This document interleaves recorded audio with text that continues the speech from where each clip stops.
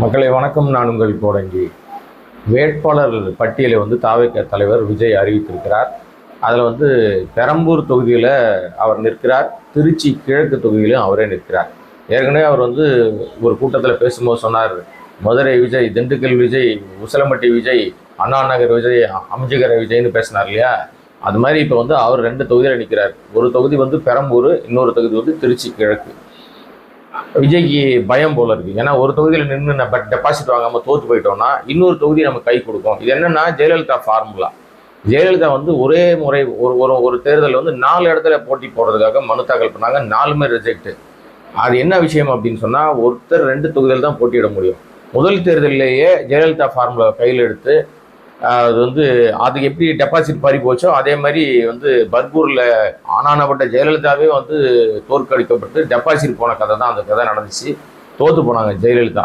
So அந்த மாதிரி இவருடைய அந்த வேட்புமனு ரிஜெக்ட் ஆக மாட்டது ஒரு கேள்வி இருக்குது. நிச்சயமாக ரிஜெக்ட் ஆக வாய்ப்புகள் ஜாஸ்தி.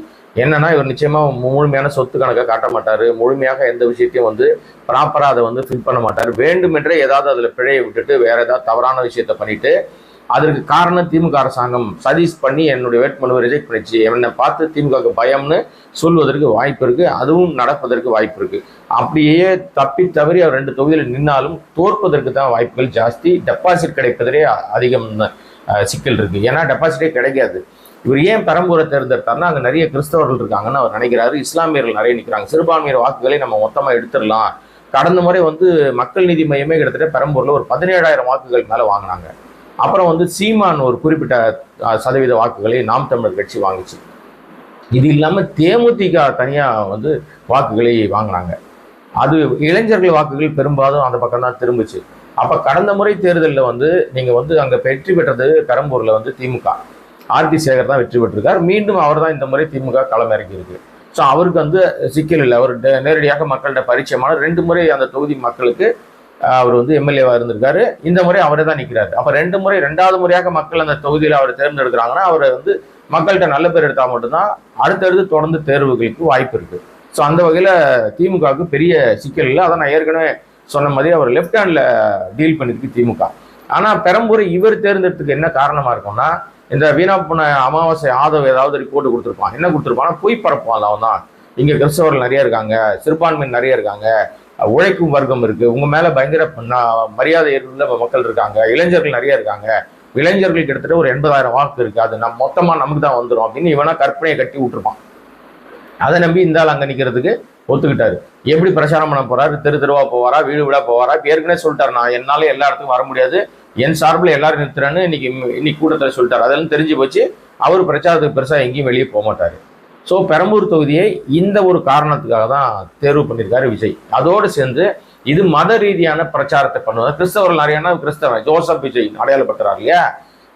அதனால பெரம்பூர் தொகுதி அதை அப்படியே கட் பண்ணீங்கன்னா நீங்க திருச்சி கிழக்கு எடுத்துட்டீங்கன்னா அங்க அவருடைய சாதியை சேர்ந்தவர்கள் இருக்காங்கன்னு சொல்றாங்க. இவர் என்ன ஜாதின்னு யாருக்கா தெரியுமா? தெரியாது. ஆனா இவர் சாதி பார்த்து தான் அந்த தொகுதியில நிற்கிறாருன்னு சொல்றாங்க.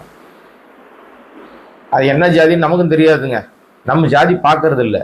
நம்ம மனுஷனாக தான் பார்க்குறோம். ஆனால் இவன் எல்லாமே நாட்டு மக்களுக்கு நல்லது பண்ண வரேன்றவன் ஜாதி பார்த்து நினைக்கிறான். ஒரு பக்கம் மதம், கிறிஸ்தவர்கள், சிறுபான்மையர், இஸ்லாமியர் நம்ம ஓட்டு போடுவான்னு பெரம்பூரை தேர்ந்தெடுக்கிறது. இன்னொரு பக்கம் திருச்சி கிழக்கு தன்னோட சாதி, அப்பா சாதி இந்த மாதிரி நினைச்சுக்கிட்டு திருச்சி கிழக்கு போடுறது. 2 தொகுதியிலுமே டெபாசிட் போகும்போது அது வேற விஷயம், விட்டுருங்க. இன்னொரு விஷயம், நீ தான் பெரிய நல்லவனாச்சே, தூய சக்தி தானே, அப்போ நீ போய் கரூரில் நிற்க வேண்டியது தானே.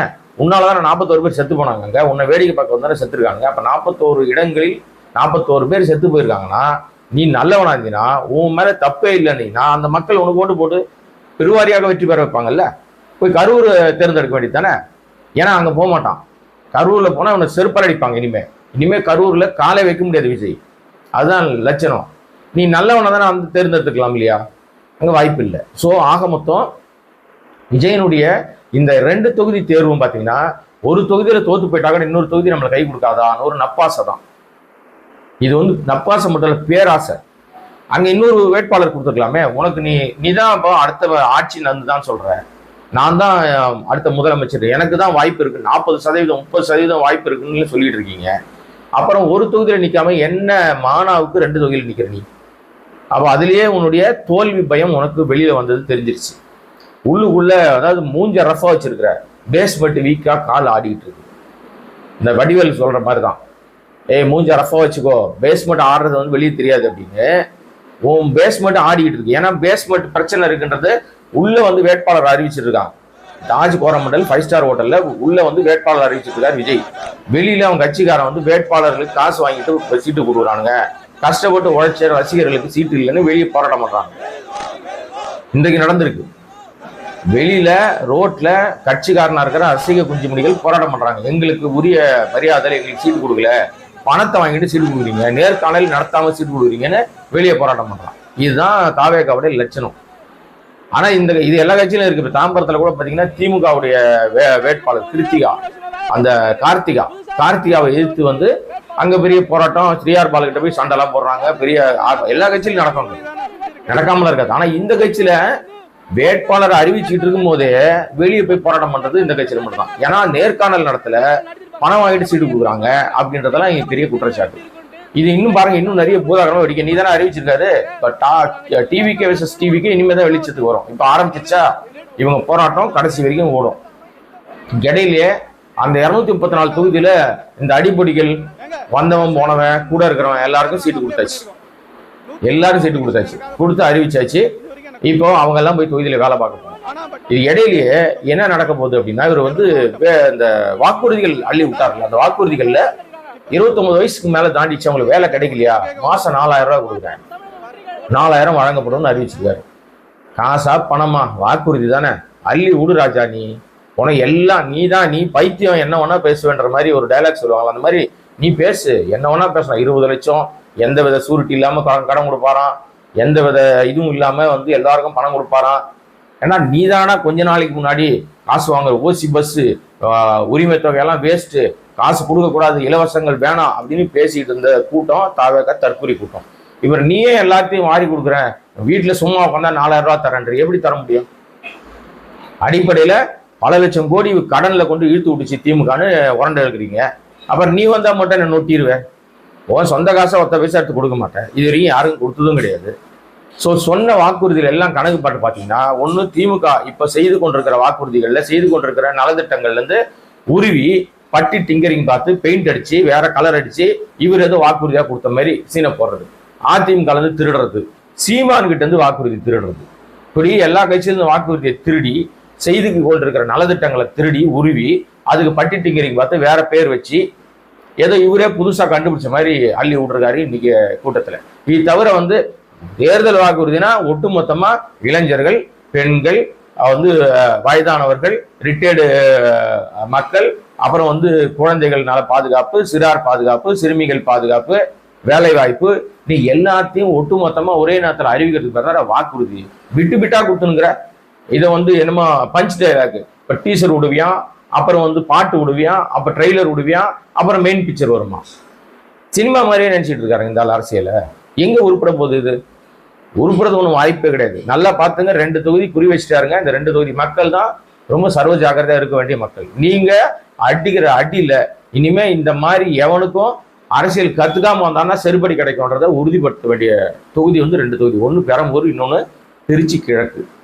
மிக தெளிவாக இருக்க வேண்டிய, மற்ற இடங்கள்லாம் இவங்களுக்கு செருப்படி கன்ஃபார்ம். இது 2 இடத்துல கூடுதலாக செருப்படி ஓடும். அப்பதான் வந்து அவங்களுக்கு ஒரு பயம் வரும். ஆஹா, நம்ம வந்து மக்களை ரொம்ப அண்டர் எஸ்டிமேட் பண்ணிட்டோம், நம்ம நடிகன்ற மாயை வச்சு மக்களை இழுத்துடலான்னு பார்த்தோம், நமக்கு இது நடக்கல, பிரச்சனை ஆகி போச்சு அப்படின்னு அவங்களுக்கு பயம் வரும்.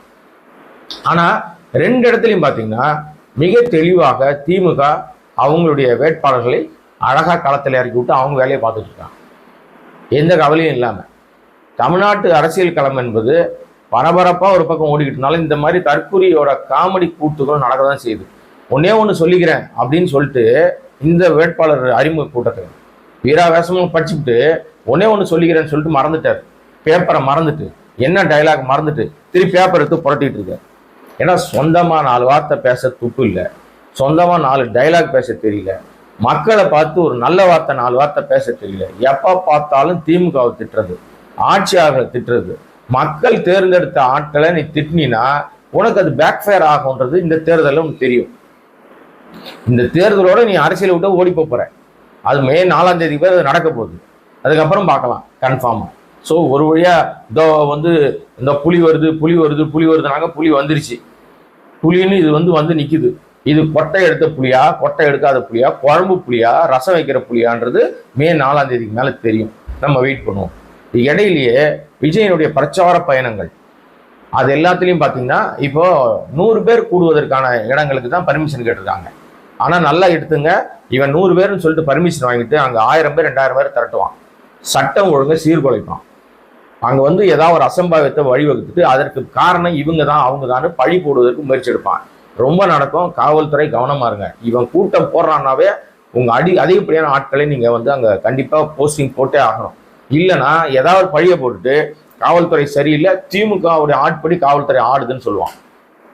நீங்க கவனமா இருங்க. சென்னை மக்கள் உஷாரா இருங்க. வெயில் ரொம்ப கொளுத்துது, கொடுமையா இருக்கு. இவனை வேடிக்கை பார்க்க வரான்னு சுருண்டு செத்துக்கிட்டு போயிடாதீங்க. இவன் கண்டுக்கவே மாட்டான். இது நம்ம சொல்ல வேண்டிய கடமை எல்லா வீடியோலையும் சொல்றோம். இந்த வீடியோலையும் நான் அதை சொல்லிட்டேன் நான். ஸோ எனிவே எதிர்பார்த்த அந்த 234 தொகுதி வேட்பாளர்களையும் அறிவிச்சிருக்காரு. இவரா தேர்ந்தெடுத்தாராம், கஷ்டப்பட்டு தேர்ந்தெடுத்தாராம். ஏன்னா எல்லாம் காசு கொடுத்தவன் தான். ஒருத்தவங்க கூட சொந்த காசுல நிக்கிறவங்க கிடையாது. எல்லாம் காசு கொடுத்து அவன் எங்கெங்கயோ போய் அவனை உருட்டி பரட்டி வசூல் பண்ணி சாப்பிட்டு அதுல இருந்து உண்டு கொடுத்தவன் தான் இப்ப இந்த தேர்தலில் இவரை வேட்பாளராக நிறுத்துற ஆட்கள் எல்லாம். இவன் காசு கொடுத்துருக்க மாட்டான் மொத்த பைசா கூட. அவன் எங்கேயா கடாங்க. இப்ப தேர்தல் முடிஞ்ச பிறகு 50-60 பேர் பாருங்க, 234 பேர்ல பாதி பேர் தேர்தல் அன்னைக்கே காணா போயிடுவாங்க.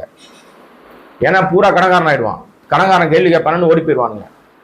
டெபாசிட் போய் தெருவில் நிற்கும் போது 100கணக்கான பேர் விஜய் வீட்டை முற்றுகையிடலன்னா எழுதி வச்சிங்க. இன்னைக்கு இந்த வீடியோவை நீங்க புக் மார்க் பண்ணி வச்சிங்க. தேர்தல் முடிவுக்கு பின்னாடி எங்க தேர்தலை இவ்வளவு செலவு பண்ணிட்டோம், கடன்காரன் ஆயிட்டோம், விஜய் எங்களுக்கு பணத்தை திருப்பி தரணும்னு சொல்லி விஜய் வீட்டு வாசல்ல பல பேர் நிக்க போறாங்க. அந்த நாளும் விரைவில் வரும். வெயிட் பண்ணுங்க, பார்ப்போம். ஸோ இது அடுத்தடுத்து இந்த கோமாளி கூத்துக்கள் என்ன நடக்குது, இந்த வாக்குறுதிகள் அள்ளி வீசுகிற விஷயத்துல எவ்வளவு பொய் பேசி வச்சிருக்காரு, இதெல்லாம் மக்கள்கிட்ட எடுபடுமா எடுபடாதுன்றதை அடுத்தடுத்த நாட்கள்ல பார்க்கலாம். மீண்டும் வேற ஒரு சந்தர்ப்பத்தில் வேற ஒரு வீடியோவில் சந்திக்கிறேன். நன்றி, வணக்கம்.